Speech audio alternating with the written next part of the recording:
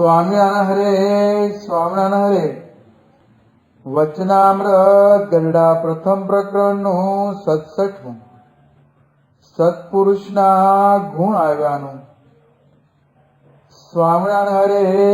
સમોદરા જો 76 ચૈત્ર સુધી 7મ દિવસ સ્વામી શ્રી સહજાનંદજી મહારાજ શ્રી ગરડા મધ્યે દાદા ઠાકરના દરબારમાં મુનિને ઉતારે વિરાજમાન હતા અને સર્વ શ્વેત વસ્ત્ર ધારણ કર્યા હતા ને પોતાના મુખારવિંદની આગળ મુનિ તથા દેશ દેશના હરિભક્તની સભા ભરાઈને બેઠી હતી. આ વચનામૃતમાં ટાઇટલ શું આવ્યું? સત્પુરુષના ગુણ આવ્યાનું. આપણને મહંત સ્વામી મહારાજે ગુરુ મંત્ર આપ્યો છે. કોઈને ખ્યાલ છે? અક્ષરમહમ પુરુષોત્તમ દાસોસ્મી. અક્ષર એવો હું પુરુષોત્તમનો દાસ છું. એટલે કે આપણે જીવ ભાવ ટાળીને અક્ષર ભાવ, બ્રહ્મ ભાવ પ્રાપ્ત કરવાનો છે. તો સત્પુરુષ કોણ છે? અક્ષર બ્રહ્મ. એના ગુણો આવે એટલે બ્રહ્મના ગુણો આવે. બ્રહ્મના ગુણો એટલે બ્રહ્મરૂપ થવા. આ વચનામૃત બ્રહ્મરૂપ થવાનું વચનામૃત છે. આપણે નિત્ય પ્રાર્થના કરીએ છીએ, હે મહારાજ નિર્વાસનિક કરજો, બ્રહ્મરૂપ કરજો, આ લોકની વાસના ટાળજો, સ્વભાવ પ્રકૃતિ ટાળજો. આપણે કહીએ છીએ ને, એ કેમ ટળે? મહારાજ બહુ સરળ ઉપાય આમાં બતાવે છે. કોઈ હિમાલય જવાની જરૂર નહીં, તપશ્ચર્યા કરવાની જરૂર નહીં, કઈ નહીં, પણ સમજણ. બસ એ સમજણ એટલી અદ્ભુત મહારાજ આપે છે. એ જો આપણે શાંતિથી મનન કરીશું ને, આ વચનામૃત 20 શતાબ્દી ચાલે છે. વચનામૃત બધાને ઘરે હોવું જ જોઈએ. રોજ એક વચનામૃતનો પાઠ થવો જ જોઈએ. એટલું સરળ વચનામૃત છે.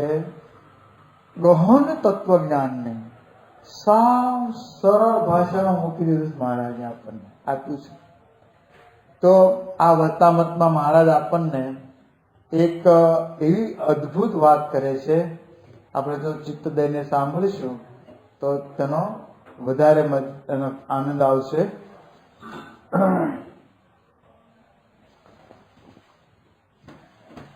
પછી શ્રીજી મહારાજે મુનિ પ્રત્યે પ્રશ્ન પૂછ્યો છે.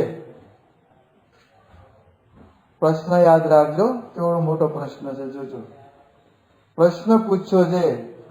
કોઈ સત્પુરુષ છે, તેને આ લોકના સુખમાં તો પ્રીતિ જ નથી, અને પરલોક જે ભગવાનનું ધામ તથા ભગવાનની મૂર્તિ તેને વિશે વાસના છે, અને જે તેનો સંગ કરે તેનું પણ એવી જ જાતનું હિત કરે છે.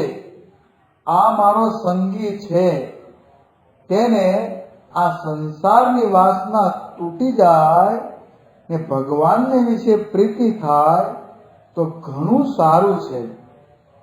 અને જેટલું કઈ જતન કરે તે સર્વે દેહને મૂકીને ભગવાનના ધામમાં ગયા કે સુખ આપે એવું કરે, એવું જ કરે. પણ દેહના સુખને અર્થે તો કઈ ક્રિયા કરે જ નહીં. આ બહુ લક્ષણમાં છે. આટલું આપણને સત્પુરુષના ગુણ કેળવવા છે. તો મહારાજ આપણને સત્પુરુષની વ્યાખ્યા કરી આપે છે. એનો એક મહિમા આપણને કહે છે કે તમે જ્યાં ત્યાં માથું ના મારો. સત્પુરુષ કોણ? તો ગુણાતીત. આજે આમાં જે કઈ મહારાજ બોલ્યા ને, એ ગુણાતીત સંતને અનુલક્ષીને વાત કરી છે મહારાજ. મહારાજ તો સત્પુરુષ, મહારાજ તો પરબ્રહ્મ પુરુષોત્તમ નારાયણ છે. મહારાજ આપણને સત્પુરુષ તરફ અંગુલી નિર્દેશ કરે છે. કારણ કે મહારાજ જાણે છે કે હું તો 49 વર્ષ સુધી રહેવાનો છું. પછી તો ગુણાતીત સંત જ આ પૃથ્વીનું તળ રહેશે, ત્યાં સુધી મોક્ષનું દ્વાર એ બની રહેવાના છે. અનંત જીવોને એ મોક્ષ કરવાના છે. તો મહારાજે આપણને સત્પુરુષની દિશા બતાવી દીધી કે આવા સત્પુરુષ તમને મળે. હવે મહારાજ જે વાત કરે છે ને, થોડાક આપણે વચનામૃતમાં થોડાક આપણે ઊંડા ઉતરીએ. મહારાજ પેલું શું કહે છે? પહેલી જ વાત, કોઈ સત્પુરુષ છે તેને આ લોકના સુખમાં તો પ્રીતિ જ નથી. આ યાદ રાખજો, આ લોકના સુખમાં તો પ્રીતિ જ નથી. એટલે કે વૈભવ, પંચ વિષય, સ્ત્રી ધનાદિક પદાર્થ, બંગલા, ગાદી, ફલાણું ઢીકણું, જેટલું તમારે પદાર્થ માત્ર, એમાં આ સત્પુરુષને પ્રીતિ નથી. હવે આપણને એમ લાગે કે આ તો બહુ અશક્ય છે. આવા સત્પુરુષ હોય એમ કે પ્રીતિ જ ન હોય ને જીવતા હોય? તો જો મહારાજ પોતાની વાત કરે છે એ વચનામૃત યાદ રાખજો. પહેલા આપણે કહીએ છીએ મધ્યનું 55, સોનીની પેઢીનું. અહીં બધા સોની માટેનું બેઠા છે ને, એમને ખ્યાલ આવશે કે સોનીની પેઢીનું વચનામૃત છે. એમાં મહારાજ બહુ અદભુત વાત કરે છે. 55મું વચનામૃત મહારાજ કહે છે, જેમ મનુષ્યને મુવા ટાણે પથારી ઉપર સુવાડ્યો હોય ત્યારે તે મનુષ્યમાંથી સૌને પોતાના સ્વાર્થની વાસના કરી જાય છે અને તે મરનારાને પણ સંસાર થકી મન ઉદાસ થઈ જાય છે, તેમનું તેમ અમારે પોતાની કોરનું અને બીજાની કોરનું અંત અવસ્થા જેવું સદા વર્તે છે. અને જેટલું માહિક પદાર્થ માત્ર છે તે સર્વે નાશવંત ને તુચ્છ સરખું જણાયા કરે છે. પણ એમ વ્યક્તિ નથી જણાતી જે આ પદાર્થ સારું છે ને આ ભૂંડું પદાર્થ છે. જેટલા માહિક પદાર્થ માત્ર છે તે તો સર્વે એક સરખા ગણાય છે. જેમ કાખના મુવાળા છે તેમાં સારો કયો અને નરસો કયો? તે તો સારો નરસો સૌ એક પાડમાં છે. તેમ માહિક પદાર્થ પણ સર્વે સરખા છે અને કંઈક સારું નરસું જે કહીએ છીએ તે તો ભગવાનના ભક્તને સારું લગાડવાને અર્થે કહીએ છીએ. એને તો સારું લાગતું જ નથી. આપણને કે તમારી મેળી બહુ સારી છે, તમારી ગાડી બહુ સારી છે. આપણે એમ કહીએ, હો બાપા મારી ગાડીના વખાણ કરાવો, જો આપણે કઈ સરસ. એમ આપણે એ જ થાય, બાપા સાથે એ જ થાય. એટલે બાપા આપણને આપણું વખાણ, જો મહારાજ કે છે ને એ બધું બાપામાં ઘટાડશે તો ખ્યાલ આવશે કે મહારાજની પ્રકૃતિ છે ને, તો મહારાજ તો પરબ્રહ્મ પુરુષોત્તમ નારાયણ છે. હવે તો સંત જ આ પ્રકૃતિને ધારણ કરવાના છે. જો આ સંતે આ પ્રકૃતિ ધારણ કરેલી છે, કોઈ પદાર્થમાં હેત જ નથી. પ્રમુખ સ્વામી મહારાજે અક્ષરધામ દિલ્હીનું બાંધ્યું, પછી કેટલું રહ્યા છે ગણતરીના દિવસો. વર્ષે એકવાર જતા હતા. કેટલા વર્ષ તમે જુઓ ને, બાપા 2005માં ઉદ્ઘાટન કર્યું અને 16માં તો ધામમાં ગયા છે. 11 વર્ષ, પણ 11 વર્ષમાં છેલ્લા 4 વર્ષ તો સારંગપુર છોડ્યું જ નથી. 12 થી તે 16 સુધી કે 13 થી. હવે બાપા ત્યાં દિલ્હી કેટલું રહ્યા છે? ગણતરીના આપણે ગણેશ ખબર પડે છે કે અક્ષરધામ તો બસ જન હિતાર્થ મૂકી દીધું. બીજો હોય ને તો દોડ્યો જાય ત્યાંથી ખસે નહીં, કારણ કે વિશ્વના લોકો આવતા હોય એને મારી ઓળખાણ થાય ને કે મેં બાંધ્યું છે. આપણે એવું થતું હોય, જોજો આપણે કંઈક કર્યું હોય ને, અરે ખાલી ખીચડી સારી વઘારી હોય ને, જમજો આ મેં બનાવી. અથવા કંઈક ગમે તે ઘરમાં કંઈક આપણે કર્યું હોય ને, પોતાનું થાય છે કે જો અમે બનાવ્યું. ઘરેણું સારું આપણી બની ગયું હોય, કંઈક ડિઝાઇન સારી થઈ ગઈ હોય તો આપણે બેને બતાવીએ છીએ. ચિત્રકાર કેટલાને બતાવતો ફરતો છે જો મેં બનાવ્યું છે. તો મહારાજને કોઈનામાં ભેદ જ નથી. તો સારું નરસું કે છે એ તો હરિભક્તોને આમ કે સુવર્ણ થાય, અમારી સાથે એમ એક થાય કે મહારાજ અમારી સાથે ધોરી ગયા. પણ મહારાજને તો કોઈનામાં લેશ માત્ર પ્રીતિ નથી. એ જો મહારાજ એ જે વાત કરે છે એ હવે આ સંતમાં લગાડવાની છે. એ કોઈક સત્પુરુષ છે એને આ લોકના સુખમાં તો પ્રીતિ જ નથી. આવ્યું ને, જો સંતો તો અત્યારે કેટલા મેળો ચાલે છે પ્રયાગરાજ તીર્થમાં, મહાકુંભ, કેટલા સંતો પધાર્યા છે. ઘોડા પર ને, ઊંટ ઉપર ને, હાથી ઉપર ને, અને નાગા બાવા ને, આ કેટલા છે. કારણ કે 14મી જાન્યુઆરી 15મી જાન્યુઆરીએ પ્રથમ શાહી સ્નાન કોણ કરે એના માટે કેટલું થતું હોય છે. લોકો એમાં તણાય છે. જો અમારા ગુરુ એનું સ્નાન કર્યું, અમારા ગુરુ. હવે આ જુઓ તો મહંત મહારાજ એ કઈ શાહી સ્નાન કરવા જાય, પણ આપણા હૃદયમાં એની પ્રતિમા કેટલી બેસી ગઈ છે કે એ મારા મોક્ષના દાતા છે. એ કોઈ ઊંઘમાંથી આપણે ઉઠાડીને પૂછે તો પણ આપણે એ કહેવાના, જગા ભર ઊંઘમાં હોય મોક્ષના દાતા એ જ છે, બીજા કોઈને આપણે આંગળી નહીં બતાવી. કારણ શું? આપણે આવા ગુણો જોયા છે એમનામાં કે કોઈમાં પ્રીતિ જ નથી. આટલું નગર થયું, એમનો ઉતારો જોયો તો એટલો સરસ અતિથિ દેવો ભવ હોટેલમાં બાપાનો ઉતારો હતો. અમે સંતો ત્યાં જતા, અમે ખ્યાલ છે, પણ એમાં મોહ જ નહીં, કશું મોહ નહીં. આપણને લાગે પ્રમુખસર મહારાજની 62મી જન્મ જયંતિ ભાવનગર ઉજવાય. હવે એ વખતે આમ જુઓ ને, બાપા 62 વર્ષના, એટલે કે એકદમ યંગ જેવા લાગે. 63માં તો બાપાને 63 વર્ષની ઉંમરે હાથ અટકાઈ ગયો, પણ 62ની ત્યાં ઉજવાઈ હતી. હવે જો જેની જન્મ જયંતિ ઉજવાતી હોય, જેની એને તો કેટલું બધું.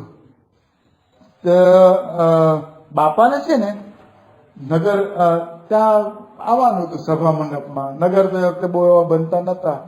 એક ખાલી 80મી જન્મ જયંતિ નગર બન્યું હતું. બાપાની જન્મ જયંતિ બાકી એક પંડાલ બાંધી દીધો હોય, સ્ટેજ બનાવ્યું હોય, અને એમાં બધા પ્રવચનોના કાર્યક્રમો થાય, બસ એવું હતું એ વખતે તો બાપાને એ આવે પધારે એની રાહ જોવાતી હતી. અને બાપા ઉતારેથી આમ બારે નીકળ્યા ને ત્યારે એક હરિભક્ત કે બાપા મારે ત્યાં પધરામણી કરશો. હવે એ વખતે બાપાએ છે ને પેલા સર્વમંગલ સ્વામીને કહી રાખેલું. એ હરિભક્ત બાપાને તેમ મળી ગયેલા તો કે આ હરિભક્તને આપણે પધરામણી જવાનું છે, તો કે એક કામ કરજો, આપણે જઈ આવીશું પધરામણી, કે કોઈ કહેતા નહીં. બાપાએ એવું કહ્યું કે આપણે જઈ આવશું. તો એ જીપ લઈને આવેલા, જીપ, અને સર્વમંગલ સ્વામી બેસાડ્યા. તો પાછલો એનું મકાન હતું બાપાનો ઉતારો, અને પાછલા દરવાજ આગળ પેલી બાપાની શણગારેલી કાર મર્સિડીઝ નવી આવેલી, અને ફૂલોથી શણગારેલી. બાપાનો જન્મ જયંતિ મહોત્સવ હોય એટલે એ તમારે એ તો મોભો જુદો હોય ને બધા સ્વયંસેવકોનો, તો એ બધા એની રાહ જોતા હતા બાપા હમણાં ઉતરે. અને બાપા તો પાછલા દરવાજેથી જીપમાં બેસી પધરામણી નીકળી ગયા. આ બાજુ રાહ જોવાતી હતી કે હમણાં બાપા આવે. તો બાપાએ શું કર્યું? પધરામણી કરી. હીરાના કોઈક શેઠ ગયા હતા, નાની ઘંટી 2, 3, 4, 5 ઘંટીનું નવું શરૂ કરવું છે એની ઈચ્છા છે. તો પધરામણી થઈ ગઈ, ફૂલ છાંટી દીધા, બધું થઈ ગયું. પછી બાપા કહેવા આપણે સીધા અહીંથી જ જઈએ, તારે ક્યાં જવું હવે એમ. મહોત્સવ સ્થળે પહોંચી જઈએ જન્મ જયંતિની સભામાં. તો સીધા પહોંચી ગયા અને આ બાજુ છે ને બધા આમ આમ નીકળો એટલે કોણ આવ્યું? બાપા આવે છે, બાપા આવે છે. કારણ કે બાપા મોડું થતું હતું. પછી બધા જોયું એટલે આ બાપા જ છે, આ જીપમાં બેઠા બાપા જ બેઠા છે. ત્યાં જ પહોંચી ગયા બાપા સભામાં. ખબર જ ન પડી કોઈને કે બાપા આમાં પહોંચી ગયા. એને એવું નથી કે હું કેવો લાગીશ, એવું છે જ ને મનમાં. બાપા વિદેશથી આવતા હતા અને પ્લેન છે ને તે ત્યાં 2 એરપોર્ટ છે આપણે મુંબઈમાં. એમાં પ્લેન પેલા એરપોર્ટ ઉપર ઉતરવા માટે આ બાજુ ઉતર્યું કંઈક બીજા એરપોર્ટ ઉપર. હવે આવેલા બધા લેવા પેલા એરપોર્ટ ઉપર બધા જ. અને આ બાજુ તો કોઈ નહીં, પણ એ હરિભક્ત છે ને એની પોતાની પેલી વાન હોય ને, મારુતિ વાન, એ લઈને કોઈ મૂકવા આવેલા કે લેવા આવેલા કે કેવું હતું એ એરપોર્ટ ઉપર. એક હરિભક્ત કોઈ પણ નહીં. બાપા નીચે ઉતર્યા ને, હરિભક્તો સાથે હતા, વિદેશના હરિભક્તો હતા, સંતો હતા. હવે કોઈ નથી આવ્યું. એટલે ફોન ક્યાં કરવા? આ તો તાત્કાલિક તો દોડધામ થાય નહીં. એટલે બાપા કે આપણા હરિભક્ત છે ને વાનમાં બેસતીએ. અને બાપા બેસી ગયા વાનમાં અને હરે કૃષ્ણમાં લીધા અને 2 સેવકને લીધા. પછી થઈ પડશે એમ, બીજા પછી આવશે, પણ આપણે તો પહોંચીએ એમ. કે બાપા હરિકૃષ્ણ મહારાજની સેવાનું મોડું થતું હોય, થાળનું મોડું થતું, એટલે બાપા પહોંચી ગયા દાદર મંદિરે. દાદર મંદિરે તો બધા બાપા આવે છે, બાપા આવે છે કરતા આમ ઉભા હતા. અને ઉભો હોય ને કે પેલી ગાડીઓની લંકર ચાલતું હોય ને પેલી ઉપર ગીત વાગતી હોય, સાયરન વાગતી હોય ને એવું કઈ નહીં. અને આ ગાડી આવે એટલે બાપાની ગાડી આવે છે, તમે અંદર ક્યાં નો છો, કોણ છો? એટલે આ તો કે બાપા જ છે વાનમાં. એમને પોતે એને આઈડેન્ટિટી પોતાની રાખી જ નથી કે મારું સ્વમાન જળવાય, મારું આમ મોભો જળવાય, એવું કઈ નહીં. કે આ છે ને સત્પુરુષનું લક્ષણ છે, નિર્માનીપણું. અને કોઈ પદાર્થમાં હેત નહીં, પ્રીત નહીં. એટલે જ ભેંસ ઉપર હાથ મૂકી શકે છે. હરિભક્તો છે ને આ કોઠી ઉપર હાથ મૂકો, દાણા ખૂટે નહીં. ભેંસ ઉપર હાથ મૂકો કે વધારે દૂધ આપે. પછી એક હરિભક્તો કે બાપા આ ઘંટી નવી લીધી છે ને તો થોડું દળી આપો ને તો બાપા દળવા બેસે એટલે મુઠ્ઠી. હવે પધરાણી જાય છે, બાપા પધરાણી હતા અને બાપા મુઠ્ઠી બે મુઠ્ઠી દાણા દળ્યા, ઘંટી હલાવી બાપાએ. તો આ પુરુષ છે કે કોઈને હરિભક્તોને હેત થાય, હરિભક્તો ઓતપ્રોત થાય પોતામાં, બસ એ જ. તો આમાં કે છે કે આ લોકના કોઈ પદાર્થમાં હેત છે જ નહીં, પ્રીતિ છે જ નહીં. અને પરલોક જે ભગવાનનું ધામ એને વિશે વાસના છે. જો આપ એકદમ ખબર પડે કે આપણે મનુષ્ય ધરીને આવ્યા છે ને, આપણને ઘરમાં, સંસારમાં અને આપણા જે કુટુંબીજનો હોય એમાં જ આપણે પ્રીતિ ટળતી નથી. આપણે ઘર મૂકવું કઠણ પડે છે. થોડાક દિવસો બહાર જઈએ ને તો ઘર યાદ આવે છે, પણ એમને પ્રીતિ ભગવાનમાં લાગી ગઈ છે. તો આવા સંત એ મહારાજ આપણને જે આ બતાવે છે ને, વ્યાખ્યા કરે છે મહારાજ, એ પોતાની જ વ્યાખ્યા સંત પર નાખે છે. કેવા સંત? તો આવા સંત એમ. પછી મહારાજ આમાં આ કહે છે આ સારું ભોજન છે, આ સારું વસ્ત્ર છે, આ સારું ઘરેનું છે, આ સારું ઘર છે, આ સારું ઘોડું છે, આ સારા પુષ્પ છે. તે ભક્તને સારું લાગે તે સારું કહીએ છીએ, પોતાની ખાનગી વાત ખુલી કરી નાખી. ધારો તમને કોઈ બાપા એમ કે ને કે તમે ઘડિયાળ બહુ સારી છે, હે, અને આપણા મનમાં થાય ને કે આ તો ઉપર ઉપરથી કહે છે, પણ એ વખતે આપણે ભૂલી જઈએ છીએ. જોજો આપણે એમ થાય ઓ બાપાએ મારી ઘડિયાળ વખાણી, બાપા મારી ગાડી વખાણી. તો બાપા કે મહારાજ કે છે કે હરિભક્તને સારું લાગે, હેત થાય, પ્રીત થાય, એના માટે વખાણીએ છીએ, બાકી એને કોઈનામાં પ્રીતિ નથી. આ સત્પુરુષના લક્ષણ.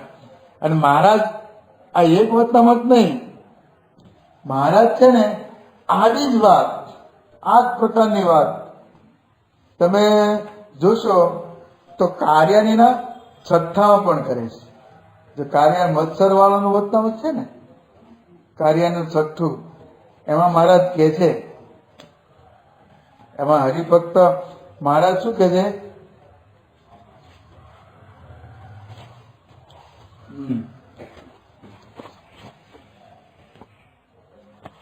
અમને તો મહારાજ અહીંથી શરૂઆત કરે છે, અમારે તો કામ, ક્રોધ, લોભ, માન, મત્સર, ઈર્ષ્યા એ સર્વેનો ક્યારેય હૈયામાં લેશ પણ આવતો નથી. અને શબ્દ, સ્પર્શ, રૂપ, રસ અને ગંધ એ જે પંચ વિષય, તેનો તો હૈયામાં અતિશય અભાવ વર્તે છે. આપણે સારું ખાવાનું આવે ને ત્યારે તૂટી પડીએ છીએ, અને ભૂખ્યા હોય ત્યારે ખલાસ. અને આપણે જો છેલ્લા હોય ને પ્રસાદ ખૂટી ગયો હોય ને તો આપણે બે શબ્દો પણ કહી દઈએ છીએ કે અમે કારીગર છીએ ને અમારા માટે તો પ્રસાદ રાખ્યો ને. અને સારો પ્રસાદ હોય, આમ આપણને રુચિવાળો હોય અને ભાવતો હોય, ભૂખ લાગી હોય, આ બધું જ હોય. આમાં શું કહે છે, અમને તો શબ્દ, સ્પર્શ, રૂપ, રસ અને ગંધ એ જે પંચ વિષય, તેનો તો હૈયામાં અતિશય અભાવ વર્તે છે. આ યાદ રાખજો, મહારાજ કે છે ને આ સત્પુરુષમાં લગાડવાનું છે, કારણ કે એની એકતા છે. આપણે પહેલા કહી દીધું ને, એમની એકતા છે, કારણ કે આ લોકમાં એ પધાર્યા છે ને. તો હવે આના જેવા મહારાજ જેવા ગુણો વાળા કોઈ પણ હોય તો ગુણાતીત છે, અક્ષર બ્રહ્મ છે, એ સિવાય કોઈ નથી. તો મહારાજ હવે આમાં કહે છે, પણ પંચ વિષયમાંથી એકેય વિશે લેશ માત્ર ભાવ થતો નથી. અને જેટલું કંઈક અન્ન, વસ્ત્રાદિકનું ગ્રહણ કરતા હઈશું તે તો ભક્તની ભક્તિને દેખીને કરતા હઈશું. એની ભક્તિ કેવી છે, પેલો જેતલપુરનો મહોલ, અને એમાં તો મોટી સભા પાડીને કાઢી દે ને, કેટલા મોટા મોટા શેઠિયાઓ અમદાવાદના જતા હોય અને ભેટ સોગાદો મૂકતા હોય, જાત જાતના ફ્રૂટના કરંડિયા ને બરફીની માટલીઓ ને આ ને તે માવા મેવા મિષ્ટાન ઢગલા થતા હોય.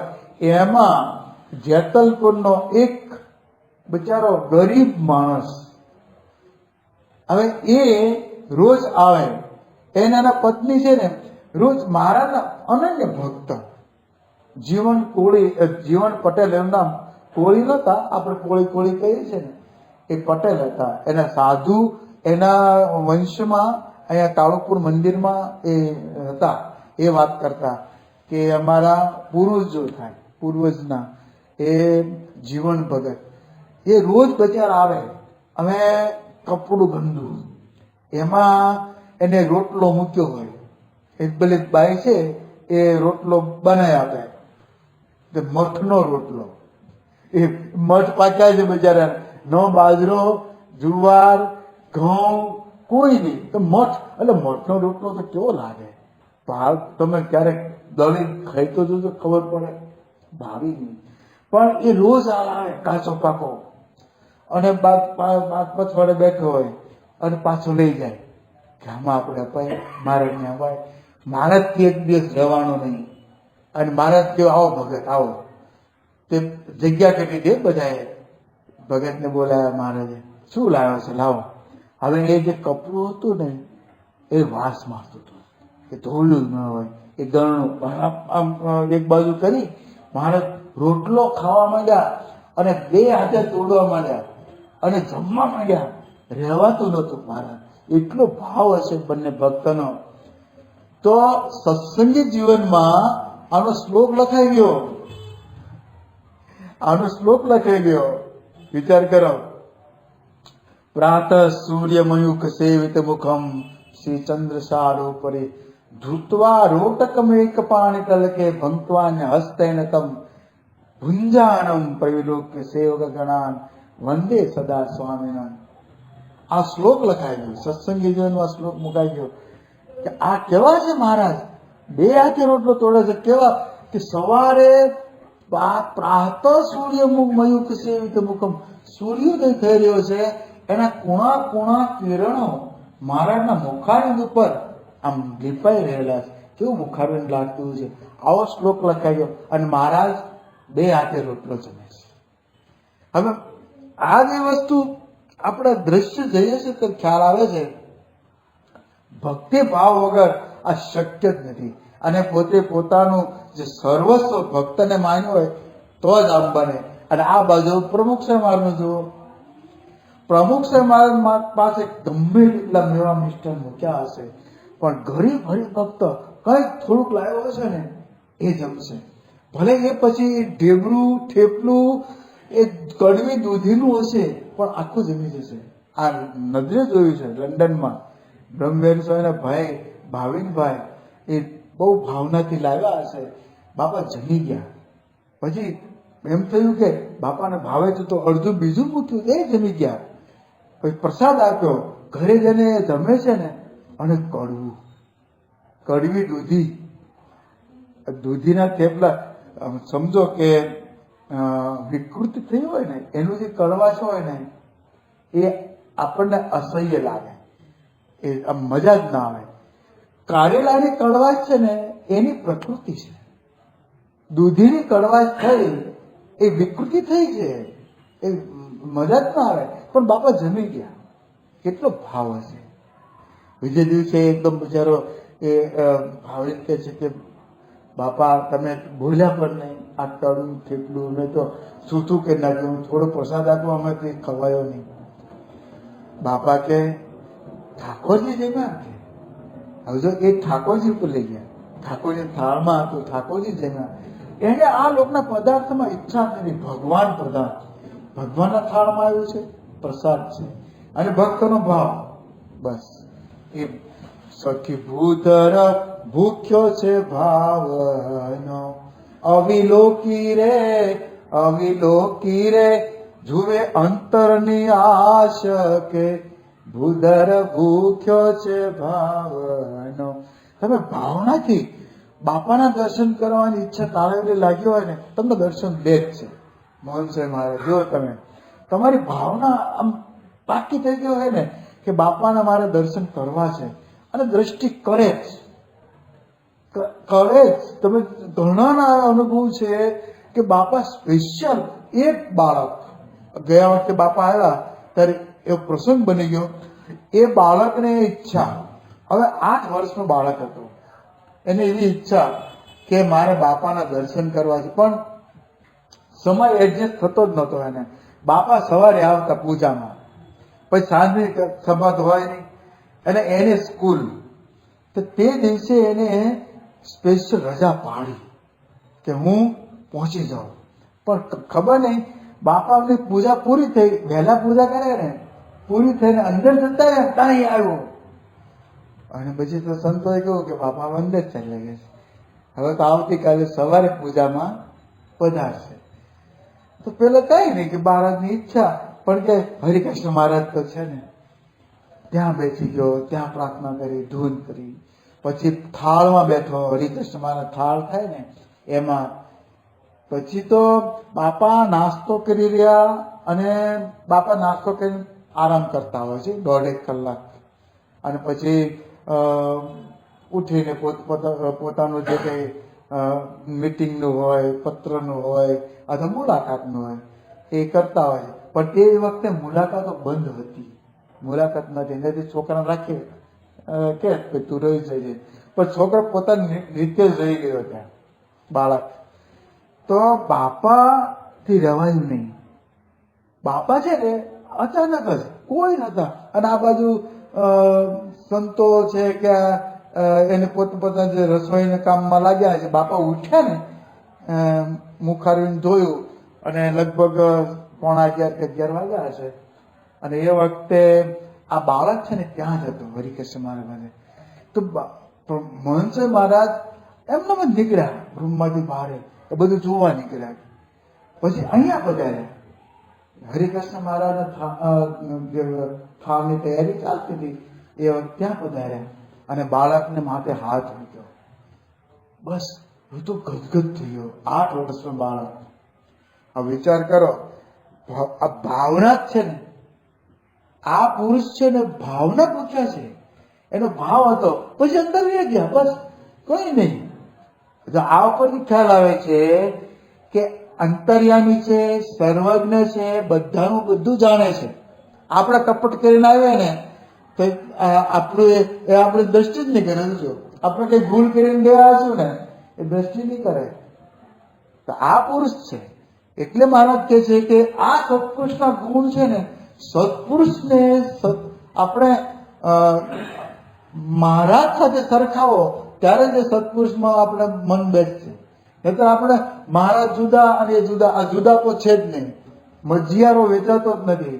એ જે મહારાજ અક્ષરધામમાં છે એ જ મને પ્રાપ્ત થયા છે. એ જે મહારાજ અક્ષરધામમાં બેઠા છે એ અક્ષરધામમાંથી મહારાજ પધાર્યા અને જે 49 વર્ષ સુધી રહ્યા અને જે લીલાઓ કરી, હરિભક્તોને સુખ આપ્યું, ભાવ પૂરા કર્યા, કોડ પૂરા કર્યા, એ જ અત્યારે ચાલુ છે. એ સંતો, 500 સંતો, એ જ હરિભક્તો આજે ચાલુ છે. એ જો આપણે આ દિવ્ય ભાવ, આ તેમ આપણે ગાઈએ છે ને, દાસ ભાવ દિવ્યતા બ્રહ્મરૂપે પ્રીતિ, એ આપણે યાદ કરાવે છે આ કડી કે આ આપણે સિદ્ધ કરવાની છે. આ દાસ ભાવ ને દિવ્ય ભાવ બ્રહ્મરૂપ થવાનું આ સિદ્ધ કરવાનું છે. આપણને રોજ 2 વાર આરતી કરીએ ને એમાં આ યાદ કરાવે છે આપણને કે આ તો દિવ્ય છે રે, ત્યાં તો જોયાની છે યુક્ત. એટલે મહારાજ આપણને જે ગુણો પ્રાપ્ત કરવાની વાત કરે છે એમાં શ્રીજી મહારાજ સાથે આ લક્ષ્ય રાખવાનું જ છે. નહીં તો તમે શું થાય, હાલો આ મંદિરે જઈ આવીએ, આ મંદિરે જઈ આવીએ, મહારાજની પ્રતિષ્ઠા કરેલી મૂર્તિઓ છે, આમ છે, તેમ છે, ફલાણું ઢીકડું, ગમે ત્યાં જશો. મહારાજના વખતના શાસ્ત્રીમાનના વખતમાં ગોરધનભાઈ કોઠારીના ભત્રીજા, એ ગિરધરભાઈ એનું નામ, અને એને વચનામૃત વાંચ્યું અને એમાં મહારાજ લખે છે કે ભગવાન અખંડ નિવાસ કરીને રહે છે આ સંતમાં, અને એનું દર્શન થયું ત્યારે એમ માનજો કે સાક્ષાત્કાર ભગવાનનું દર્શન થયું. સાનેપુર 10 આ બધા વચનામૃતનો તાળો મેળવ્યો. પછી વિચાર્યું તો મહારાજ કે છે સાચી વાત છે. અત્યારે એવા સંત હોવા જોઈએ, જરૂર વિચારતા હોય છે. 19મું વરતાલનું 19મું વચનામૃત કે મનુષ્ય જયારે આવે છે આ જીવને, ત્યારે ભગવાન કે ભગવાનના સાધુ જરૂર વિચરતા હોય છે તો હશે.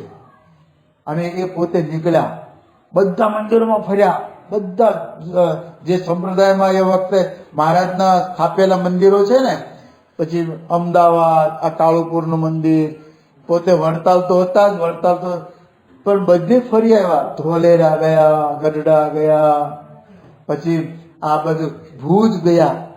અને કોઈએ કહ્યું કે ભુજમાં પેલા સ્વામી છે અચ્યુતદાસ નામના, દાસ વિજ્ઞાન સ્વરૂપ, અને એ એવા સમાધિનિષ્ઠ છે, એ બહુ સારા સંત છે. એને મળ્યા પણ એનું મન બેઠું નહીં, કાંઈ મન બેસે નહીં. મોટા મોટા સંતોને મળ્યા, વળી પાછા આવી અને વડતાલના હરિકૃષ્ણ મહારાજે પોતે પધરાવેલા છે ને, એટલે સાક્ષાત એને ભાવ કે મહારાજની પધરાવેલી મૂર્તિ છે, મહારાજ જ છે, ચાલો મારે માળા કરવી છે. મહારાજ તમે બોલ્યા છો વચનામૃતમાં એવા સંત મને ઓળખાવો. અને માળા કરી, એક પછી ઉભા રહીને. 1 દિવસ ગયો, 2 દિવસ ગયા, 3 દિવસ ગયા. મહારાજને થયું કે હવે મારાને દર્શન દેવા પડશે. મારે દર્શન દઈને કહ્યું કે તું જે સાધુને પ્રાપ્ત કરવા ઈચ્છે છે ને એ મહુવાના પ્રાગજી ભગત છે, એને મળજા. હવે એ ઓળખતા હતા પ્રાગજી ભક્તને. અને એમ થયું કે એમનો વાણી થઈ ગઈ, શું ખબર નહીં. એને થયું કે એમાં ભગવાન હોય, કારણ કે કૂતરું વાંકું બોલે. પ્રાગજી ભગત બધા એને હરજૂત કરે, એને છેલ્લે બેઠા હોય બિચારા, અને બધાનો મહિમા કહેતા હોય અને સેવા જ કર્યા કરતા હોય. પ્રાગજી ભગત ફરી એને ઉભા રહીને માળા શરૂ કરી અને ભગવાને દર્શન દીધા અને કહ્યું કે તું એને મળ, એ તારો મોક્ષ કરશે, જા, હું એમાં પ્રગટ છું. હરિકૃષ્ણ મહારાજ કહે છે. અને પછી એની લગ્ન લાગી ગઈ અને એ બેઠા ભગતજી મહારાજ પાસે અને ભગતજી મહારાજે અંતર્યામી હતા, ભગવાનનું સ્વરૂપ હતા. એ જાણતા હતા કે આ બધે ભટકીને આવેલો જીવ છે અને એને જે પછી વાતો કરી, વતનામનું જ્ઞાન આપ્યું. એ વાતો કરતા હતા ને એમાં ગોરધનભાઈ કોઠારી નીકળ્યા ત્યાંથી. તો ભગતજીને શું કહે છે કે ભગતજી આનું ઘોડું કઈ બંધાતું નથી, કઈ બાંધો. તો પ્રાગજી ભગત કહે છે હું ઘોડું બાંધું તો પછી તમે બોલશો નહીં ને? કે હું શા માટે બોલું? કે પછી એમને પછી એવું ઘોડું બાંધ્યું, સાધુ થઈ ગયા. અને વિજ્ઞાન દાસ એનું નામ. આ પેલા યોગીજી મહારાજને હેરાન કરે એ વિજ્ઞાન દાસ ને, એ તો જુનાગઢના હતા, ભલે જુદા. આ શાંતિ મહારાજના વખતના ગૌરુભાઈ વિજ્ઞાન દાસ, તો એવા ભગતજીમય થઈ ગયા, એવા ભગતજીમય થઈ ગયા. ખુલ્લું શરીરે રાખતા, ખાતરી ભાગ્ય ઓળખતા હશે. અને એ જમવા બેસે તે પત્તરમાં બધું તોડી નાખે, તુંબડી ભરીને પાણી નાખે ને ગટગટાઈને પી જાય. એનું 3 મિનિટનું ભોજન પીરસાયું, મનન કર્યું, ભગવાનની મૂર્તિને યાદ કરી અને માનસી કરી અને પછી એ પાણી નાખીને પી જાય, બસ. તો એવા વૈરાગી ભગતજી આવે છે. એવું એ ખાલી સાંભળે અને મેળે હોય ને, મેળા પછી પડતું મૂકે એવા ભગતજી અહીં પહોંચ્યા છે, ધોળા નિશ્ચા. તો એ ભગતજીમય થઈ ગયા. અને બધાએ વિચાર કર્યો કે આ ભગતજીને બહુ ગુણ ગાય છે ને, હવે આને ખાનદેશ મોકલી દો. તો ખાનદેશ તો છે ને પ્રજા જુદી, ભાષા જુદી, બધું જુદું, પણ એને જે મોરલી વગાડી. આજે ખાનદેશનો સત્સંગ છે એ વિજ્ઞાનદાસ સ્વામીને એના આશ્રય પેલું કહેવાય, એને આભારી છે. વિજ્ઞાનદાસ સ્વામીએ જે સત્સંગ કરાયો, મોહાળી, વરખેડે, ચાપી, આ બધા નંદુરબાર, આ બધી ફરી અને સત્સંગ કરાયો. તો વિચાર કરો, ત્યાંથી હરિભક્તોને સુરતના ખાડીમાંથી વાણમાં બેસાડે અને મહુવા મોકલતા ભગતજીના સમાગમ માટે. હરિભક્તો વાણ ભરીને મહુવા જાય. અને આ વડતાલવાને ખબર પડી કે આ તો મને ભગતજીમાં આયા જોડવા માંડે, ત્યાંથી ઉપાડ્યા. પછી તો ભગતજી હોય, તમે લિખિતન શાસ્ત્રી યજ્ઞ પુરુષ 10 વાંચશો ને તો આંખો ચોધાર આંસુ રહેશે કે શું ગુરુ ભક્ત કોને કહેવાય એ આપણને ખ્યાલ આવે છે. પણ કહેવાનો શું મૂળ મુદ્દો કે ભગવાન સ્વામિનારાયણે પોતાના જેવાને ઓળખાવ્યા છે. એ પછી સાચી મુમુક્ષુતા હતી ગિરધરભાઈને તો સ્પષ્ટ કહી દીધું કે આ ભગતજી, અને આપણા અંતરમાં રહીને પ્રેરણા કરશે કે જો આ મહંત સાહેબ મહારાજમાં સાક્ષાત ભગવાન સાંગો પાંગર્યા છે. એટલે તમારે ભટકવાનું કઈ રહેતું નથી. આ મંદિરે જાઓ, ફલાણા મંદિરે જાઓ, ઢીકણા મંદિર, હા દર્શન નથી આવવાના. મહારાજે કહ્યું છે કે દર્શન તો ક્યાં પ્રશ્ન છે, પણ મોક્ષ માટે હવે કઈ હાથ લાંબો કરવાનો રહ્યો નથી. મોક્ષ તમારો થઈ ગયો છે, થઈ ચૂક્યો છે. મહારાજ એ આમાં વાત કરવા માંગે છે કે કોઈક સત્પુરુષ છે તેને આ લોકમાં તો કોઈ પ્રીતિ છે જ નહીં, આ લોકના સુખમાં તો પ્રીતિ જ નથી. અને પરલોક જે ભગવાનનું ધામ તથા ભગવાનની મૂર્તિ તેને વિશે વાસના છે. અને જે તેનો સંગ કરે તેનું પણ એવી જ જાતનું હિત કરે છે. આ મારો સંગી છે, તેને આ સંસારની વાસના તૂટી જાય ને ભગવાનને વિશે પ્રીતિ થાય તો ઘણું સારું છે. હવે આવી તો ઈચ્છા કરે છે, મારો સંગી છે, એને આ સંસારની વાસના તૂટે અને ભગવાનને પ્રીતિ થાય. એ તમને કરોડોપતિ બનાવશે ક્યારેય? એ તમને એવા બનાવશે? સાધન રાખશે, તમને દુઃખે નહીં કરે, પણ આપણે એને બધા માગ્યામાં જ કરીએ છીએ ને કે આટલા આપી દો, આટલા આપી દો. એ ખોટું. મહારાજ ચોખ્ખું કે છે કે એને ઈચ્છા જ એવી છે કે મારા જેવું આ થાય, જે હું ભગવાન સુખ લઉં છું એવું આ સુખ્યો થાય. પોતાનું સંગી છે તેને આ સંસારની વાસના તૂટી જાય ને ભગવાનને વિશે પ્રીતિ થાય તો ઘણું સારું છે, એવું તો એ હિત ઈચ્છે છે. અને જેટલું કઈ જતન કરે કે સર્વે દેહને મૂકીને ભગવાનના ધામમાં ગયા કે સુખ આપે એવું જ કરે. આ લોકમાં તમને ચોંટવા જ ન દે, એવું કઈક રોગ મૂકી દે. સગા સંબંધીમાં હેત હોય એમાં રોગ મૂકી દે, તમારા શરીરમાં પ્રીતિ હોય એમાં રોગ મૂકી દે. એ તમને લાગે કે આ ભગવાને હવે મારી ફાઇલ હાથમાં લીધી છે, એ તમને ભ્રમરૂપ કરશે જ, કે આવો રોગ મૂકી દે. ઘણા શું હોય, આ સંસારની આસક્તિ હોય ને, સ્ત્રીની વાસના હોય, એને પરણાવે જ નહીં, એમ જ રાખે, એને આમ જ રહેવા દેવાનું, બસ માથાકૂટ જ નહીં. તો એ મહારાજ કહે છે કે આ લોકોનું એને છૂટે બસ, અને ભગવાનમાં વૃત્તિ જોડાઈ જાય બસ, એ એને કરવું છે. પુત્રમાં બહુ પેલું હોય તો પુત્ર એવો પાકે ને, તમારા માથે ઠાસરા મારે એવો પાકે, એટલે પછી શું આવો હાથ જોડતા, બાપા કંઈક દયા કરો, કંઈક દયા કરો. તો આ બાપા આપણે બાપાના છીએ એટલે આપણને સુખ્યા કરવા છે. એટલે મહારાજ કહે છે કે આ ગુણ પ્રાપ્ત કરવા, તો આ ગુણ કેમ પ્રાપ્ત થાય? હવે મહારાજ કહે છે એવા જે સત્પુરુષ હોય તેના સરખા જે ગુણ તે મુમુક્ષુને વિશે કેમ સમજે તો આવે ને કેમ સમજે તો ન આવે, એ પ્રશ્ન છે. આ પ્રશ્ન થયો, આપણે આખી સભા છે ને એ પ્રશ્નમાં જ ગઈ. હવે ઉત્તર જે આવે છે ને એ સાંભળવા જેવો છે.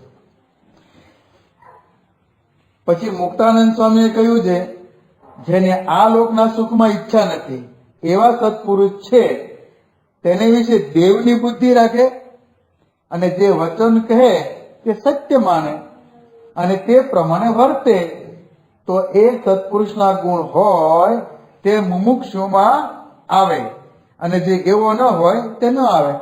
આટલો સરસ જવાબ આપ્યો છે, મારાને માન્ય નથી. શું કે છે? જવાબ સાંભળવા જેવો છે. પહેલું કે છે કે એમાં દેવની બુદ્ધિ રાખે, જે વચન કહે તે સત્ય માને. આપણો મહંત સ્વામી મહારાજમાં ભગવાનની બુદ્ધિ રાખીએ જ છે ને, અને જે કહે છે આપણે માનીએ જ છે ને. પછી કે છે કે સત્ય માને અને તે પ્રમાણે વર્તે. આ ત્રીજી વસ્તુ આવી, સત્ય માને તે પ્રમાણે વર્તે. કે ભાઈ આ બાપા કહે છે મારે એવું તો વર્તવું છે, તો પણ ગુણ ના આવે, ભ્રમરૂપ ન થવાય. સેવે ભેગો રહે કહે તેમ કરે તો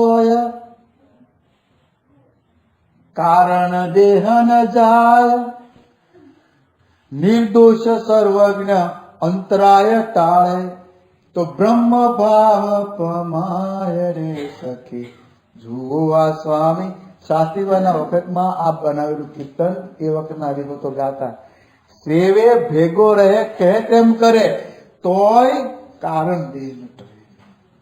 એ તો ટળતું જ નથી, પણ કે છે નિર્દોષ સર્વજ્ઞ અનંતરાય, અંતરાય ટાળે. નિર્દોષ જાણવા, સર્વજ્ઞ જાણવા, અનંતરાય ટાળે તો બ્રહ્મભાવ. મહારાજ અહીંયા એ વાત કરે છે. મહારાજ શું કે છે? એ ઉત્તર તો ખરો, પણ આમ સમજે તો મોટા સત્પુરુષના ગુણ મુમુક્ષુમાં આવે છે. કે સમજ્યાની રીત કહીએ છીએ તે સાંભળો છે. જે પુરુષને પરમેશ્વર વિનાની બીજે ક્યાંય પ્રીતિ ન હોય તેનો એમ ગુણ ગ્રહણ કરે છે, આ પુરુષ તો અતિશય મોટા છે અને એને આગળ લાખો માણસ હાથ જોડીને ઉભા રહે છે તો પણ લેશ માત્ર સંસારના સુખને ઈચ્છતા નથી. અને હું તો અતિશય પામર છું. જો કમ્પેર આપણે પેલું કરે છે મહારાજ, આપણી નિમ્નતા અને એની ઉત્કૃષ્ટતા. આપણે જેમ કહીએ ને કે મેં આટલી સેવા કરી, કેમ મને બાપા માથે હાથ ન મૂકે, એમ નહીં. હું ક્યાં લાયક જ છું, હું તો પામર છું. એની પાસે લાખો માણસ હાથ જોડીને ઉભા છે, પણ આ લોકના સુખને ઈચ્છતા નથી, લેશ માત્ર સંસારના સુખને ઈચ્છતા નથી. અને હું તો અતિશય પામર છું, જે કેવળ સંસારના સુખમાં આસક્ત થઈ રહ્યો છું, અને પરમેશ્વરની વાતમાં તો લેશ માત્ર સમજતો જ નથી. માટે મને ધિક્કાર છે. આ વચનામૃતમાં પણ આપણે સમજતા નથી, મને ધિક્કાર છે. એવી રીતે અનુતાપ કરે અને મોટા પુરુષનો ગુણ ગ્રહણ કરે અને પોતાના અવગુણ કરીને ગ્રહણ કરીને અનુતાપ કરે, પછી એમને એમ પરિતાપ કરતે કરતે એના હૃદયને વિશે વૈરાગ્ય ઉપજે, અને પછી તેમાં સત્પુરુષના જેવા ગુણ આવે છે. પાત્ર ઘડ્યું, દિવ્યતા આપતા જાય પાત્ર ઘડાતું જાય છે. કારણ એની સાથે આપણે સતત એમના ગુણો વિચારતા કરીએ, એના પ્રસંગો વાંચીએ, એના ગુણ આવી જાય. જો હવે પ્રમુખ સ્વામી મહારાજની પુસ્તક બહાર પડવા માંડ્યું ને, એક આવી ગયું બહાર, એ વસાવીએ. પછી એમાં જે બાપા જે રીતે વર્ત્યા છે એ તરફ લક્ષ્ય રાખીએ કે દેહ ભાવના ચોરી ચોરા કરી નાખ્યા છે એમને. એ કૂચા તમને ખ્યાલ આવશે એ વાંચશો એટલે. એ તરત આપણે કે આ પુરુષની પાસે લાખો માણસ હાથ જોડીને ઉભા છે અને પદાર્થ ઢગલા કરે છે, પણ એમાંથી એનો મોહ થતો જ નથી. અને હું તુચ્છ પદાર્થમાં મોહાવ છું, મને ધિક્કાર છે, હું પામર છું. એમ તમે એની પાસે તમે કઈ નથી, તુચ્છ છો. અને એ પોતે એવા ગુણિયલ પુરુષ છે, એનો મને આશરો થયો છે.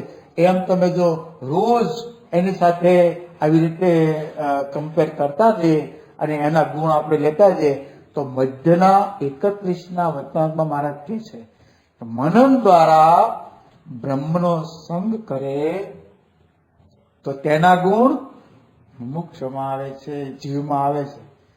એને બ્રહ્મના ગુણ મનન ક્યારે થાય? પ્રસંગમાં જોયું તો થાય ને. આપણે અમુક પ્રસંગો આજે કયા, બરાબર, ઢોકળાબંધ પ્રસંગો છે, ઢોકળાબંધ.